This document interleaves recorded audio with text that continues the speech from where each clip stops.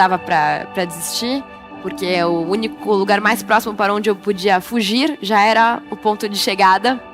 Então a melhor maneira de desistir era concluindo a viagem exatamente como era o meu plano.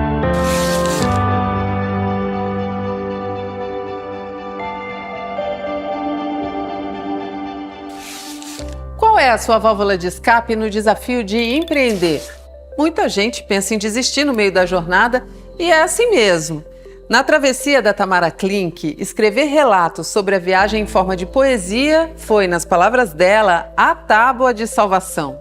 Realmente, se a gente parar para pensar, é fundamental encarar os problemas, tentar organizar os pensamentos, mas encontrar, seja na arte ou no esporte, uma forma de tomar uma certa distância do momento presente também é um exercício precioso para o equilíbrio emocional que qualquer pessoa precisa, em qualquer jornada.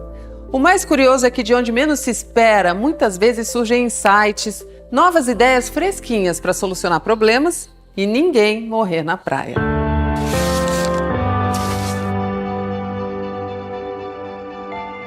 Estou muito emocionada como mãe, como empreendedora. E essa frase que você falou que e se essa menina morrer no mar? A gente escuta isso todos os dias. Quando a gente vai pedir dinheiro, quando a gente vai pedir um espaço, quando a gente vai alugar um espaço. Eles escutam a gente e eles pensam, e se essa menina morrer no mar? E eu queria saber como que a poesia entra na sua vida, como você recorre a ela, e se você pode ler alguma coisa pra gente.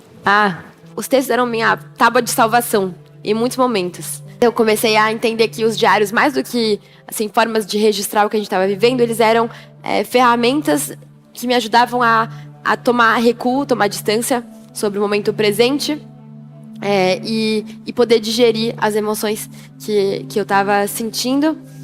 E foi um pouco assim que eu comecei a fazer esses diários. A poesia ela me dava uma liberdade, às vezes, de não buscar dizer o que eu queria dizer, mas descobrir ao longo do texto onde eu estava chegando, por quais caminhos eu ia passar. Então ela ia abrindo esses caminhos. Nunca começo um texto sabendo como ele vai acabar.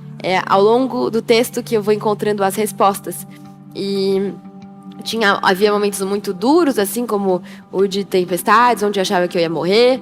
E enquanto eu escrevia, eu ficava quase grata de estar vivendo esses momentos, porque ele me dava novos assuntos e porque o texto me ensinava assim, como lidar com os problemas. Eu me tornava menos vítima e mais protagonista enquanto eu escrevia. Porque os textos, eles ganham vida própria, né? Eles têm. Te conduzem e organizam o pensamento. Lê alguma coisa pra gente aqui. Então esse eu fiz em Calais, na França, quando eu cheguei. Ok. Risco. Não é sobre se lançar no abismo. Não é sobre adentrar o breu. Não é sobre vagar com a caneta no ar. O risco é um marco certo, reto, inconfundível. O risco não deixa margens nem pontas soltas. O risco que se risca não se desfaz. Como quando se escolhe partir para o alto mar. Como quando se parte para encontrar o tempo previsto. Como quando se conta as milhas para chegar. O risco é a borda das previsões. A fronteira. A cerca de arame farpado, através da qual dá para ver, fincada com estacas na terra firme. Dá um medo que só, mas o risco é o gerador da liberdade. O risco se faz ao riscar. Mas quando você estava chegando em Recife, você estava super emocionada, já avistando, era noite, e aí a sua família ia estar te esperando, você não sabia a festa que ia ter lá, né? Eu não sabia que tinha gente seguindo, gente acompanhando, que quando eu ia passar no Marco Zero de Recife ia ter gente dando tchau. Eu achei que era normal, assim, os barcos passarem, ter um monte de gente assim, acenando, né? Aí eu via um menino, assim, correndo, que nem louco, né, e parando embaixo do ponto de ônibus. Eu falei, coitado, ele vai perder o ônibus dele, porque chovia pacas. E não, era um menino que estava seguindo o barco. E ele corria para seguir o barco, para dar tempo de ele me ver chegar no porto. Eu não sabia nada disso.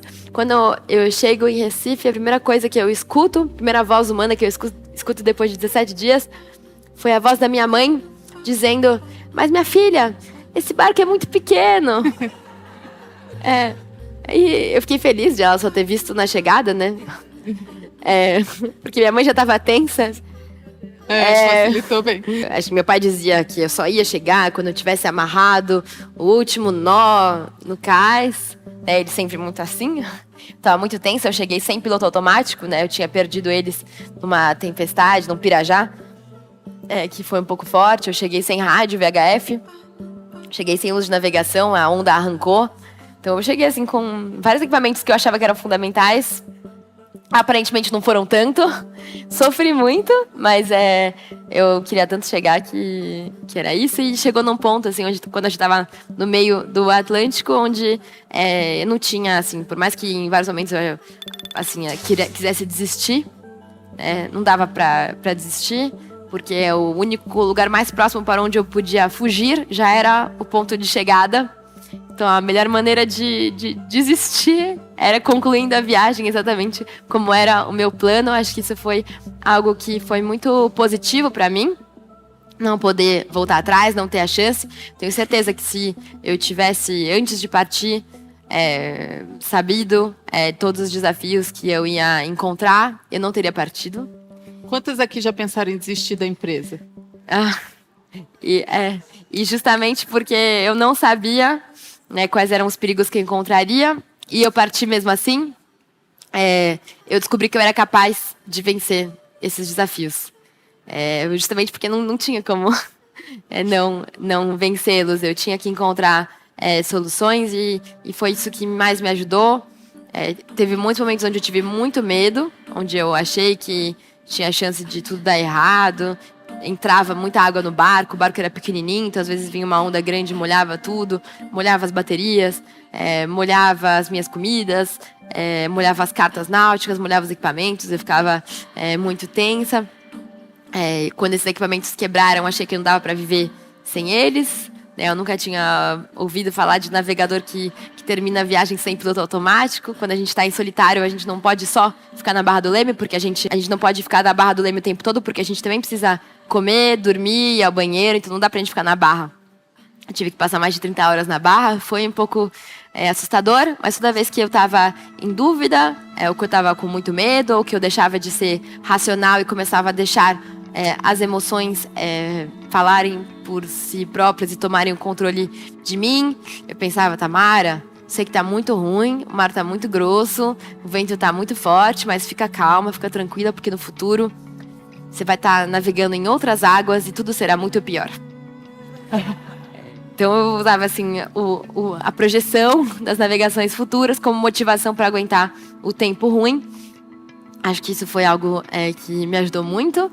Eu sempre pensava, talvez um dia eu esteja com essas mesmas condições, o mar muito mais forte, muito, muito pior, e ainda tenha icebergs ao redor, ainda seja muito mais frio, ainda tenha muito mais chuva. Então eu pensava, o que você está vivendo agora é um treino para quando as condições forem mais difíceis. E aí, de repente, eu começava a ver os problemas como aliados.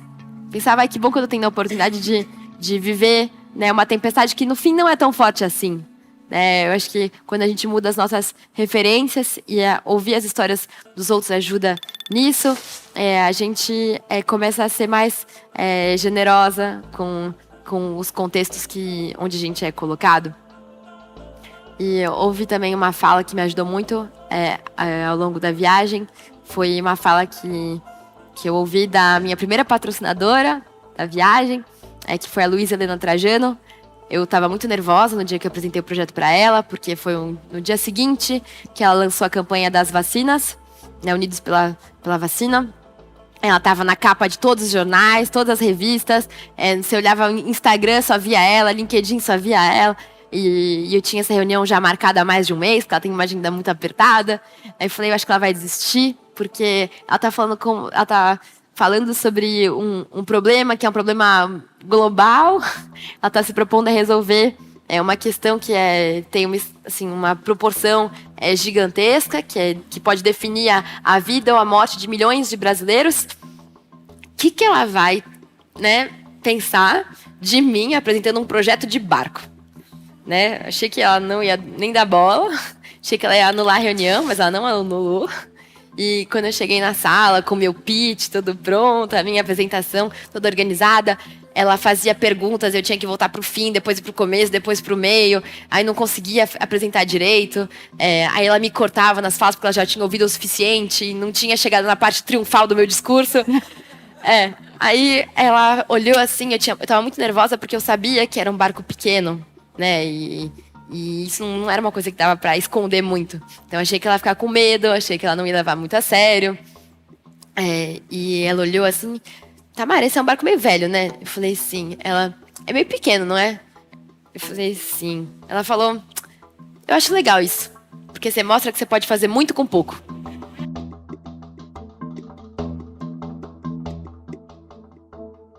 Foram momentos muito mágicos. No começo da viagem, a gente tem que acostumar com a solidão. Ela é muito dura, né? Há momentos de muita carência, porque a gente cansa de ser nossa única e principal e exclusiva provedora de carinho. A gente não ouve a fala de ninguém para nos ajudar, para nos incentivar. Às vezes as falas que chegam são sempre cobranças, ou são sempre ordens, vai para lá, vai para cima, vai para baixo, mais para o norte, mais para o sul, está indo muito devagar, ou são notícias ruins que chegam por essas mini mensagens, e cansa, assim, cansa porque a gente não lembra mais porque a gente está lá, né? Porque a gente é humanas e as pessoas fazem falta. E às vezes chegar num novo porto era muito frustrante, porque depois de passar muitos dias sem falar com ninguém e desesperada assim, por afeto, né, de alguma pessoa, querendo encontrar e falar com os amigos, você chega no porto, a primeira pessoa que você vê é o chefe da marina, que te pergunta quanto tempo você vai ficar, quando você vai embora, e fala pra você pagar na hora, e você fala assim, mas moço... Dá um abraço. Dá um abraço. Era um pouco assim, ao mesmo tempo, depois de um tempo, talvez depois de vencer essa fronteira da falta que as pessoas fazem, você descobre que você é muitas. Né? Dentro de mim haviam muitas pessoas, havia a Tamara que era mais otimista, a Tamara que era mais pessimista, a Tamara que estava sempre com muita energia, a outra que tinha sempre muito medo. Né, e comecei a conversar assim, com essas muitas versões, e é mágico descobrir que a gente tem essas múltiplas companhias dentro de nós mesmas, e isso é algo que começa assim, me fazer falta, talvez agora que eu estou em terra, tem uma importância muito grande esses momentos de estar consigo, né, os momentos de lembrar que a gente existe, que talvez a gente não precise de outras pessoas tanto quanto a gente pensa, e era assim um pouco uma descoberta de mim mesma, assim, de começar a abrir mão de vários códigos sociais ou culturais que a gente tem na Terra e começar a criar os meus próprios códigos. É a sardinha! É a sardinha!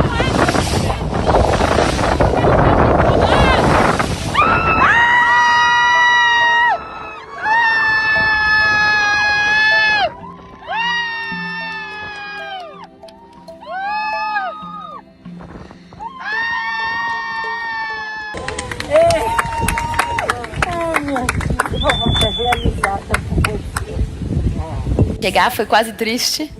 Houve um momento muito feliz da chegada. Eu tava com muita vontade de ver e abraçar minha avó. Mas também era triste porque eu estava deixando esse momento para trás, né? Esse momento onde eu acordava com peixes voadores em cima do barco, onde de noite eu ficava tentando salvá-los com baldes, onde, né, às vezes, quando o vento era muito forte, os passarinhos vinham pegar carona no barco, onde eu dormia e acordava quando eu queria. Então foi muito feliz, assim.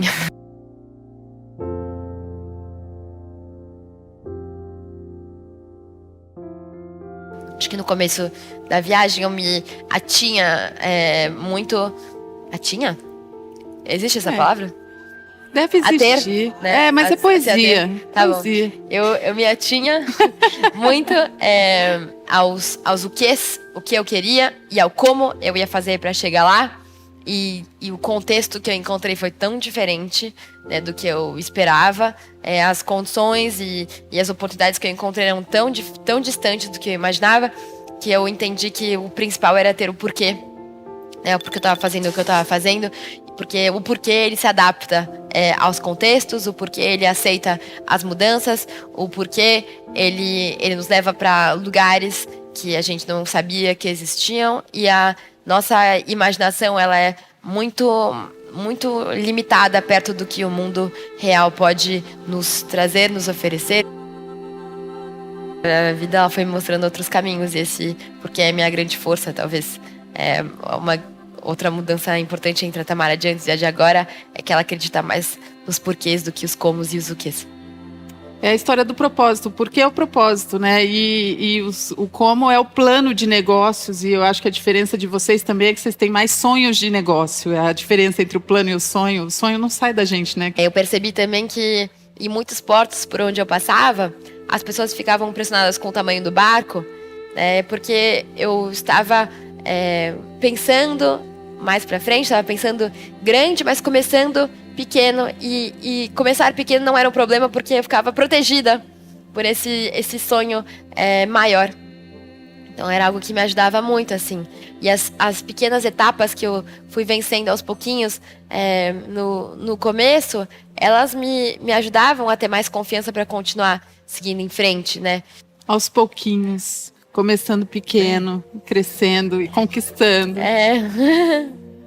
E acho que talvez os riscos não fossem tão grandes no começo, assim, justamente por isso. Ou o seu olhar também, né? O seu olhar é outra perspectiva. Quer dizer, você tem uma lembrança de uma descrição de ondas horríveis de 25 metros. É outro olhar, né? E aí, de repente, as de 4, ou 5, ou 6 não eram tão grandes assim. Mas eu me inspirava muito também. Teve uma pessoa, né, que... A única pessoa da família que soube da viagem antes dela acontecer foi minha avó. Ela ficou com uma responsabilidade, né? Nossa, não contou pra mãe, pro pai. Ela não contou. Durante um mês eu preparava esse barco, eu mostrava pra ela e tudo. De geração, na idade da minha avó, dificilmente ela poderia ter tido a chance de sonhar, navegar, né? Até um século atrás, acho que até menos. Mas mulheres em barcos eram um sinal de má sorte, né? Então existe isso. Tem aquele poema de Pessoa que diz: ao mar salgado, quanto do teu sal são lágrimas de Portugal, por te cruzarem, quantas mães choraram, quantas noivas em vão rezaram para que fosses nosso, ó mar. Então eram as mulheres que ficavam no cais dando tchau, né? Eram elas que ficavam chorando com a despedida, eram elas que ficavam tensas com a partida e sem saber se os homens voltariam. De repente, eu navegar, quando eu parti, não tinha mulheres me dando tchau, né? Tinha até homens dando tchau. Então, isso eu acho que mostra, assim, uma mudança muito importante, né? Que pra mim era uma responsabilidade permitir que outras mulheres pudessem sonhar com isso. Então, hoje pode ser que eu seja mais nova, todas as revistas vão falar isso, mais nova, brasileira.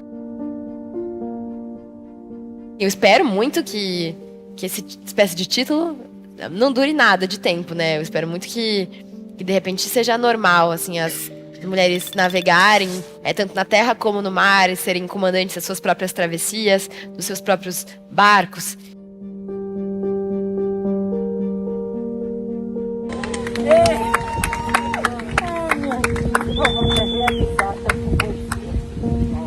Melhor presente que eu podia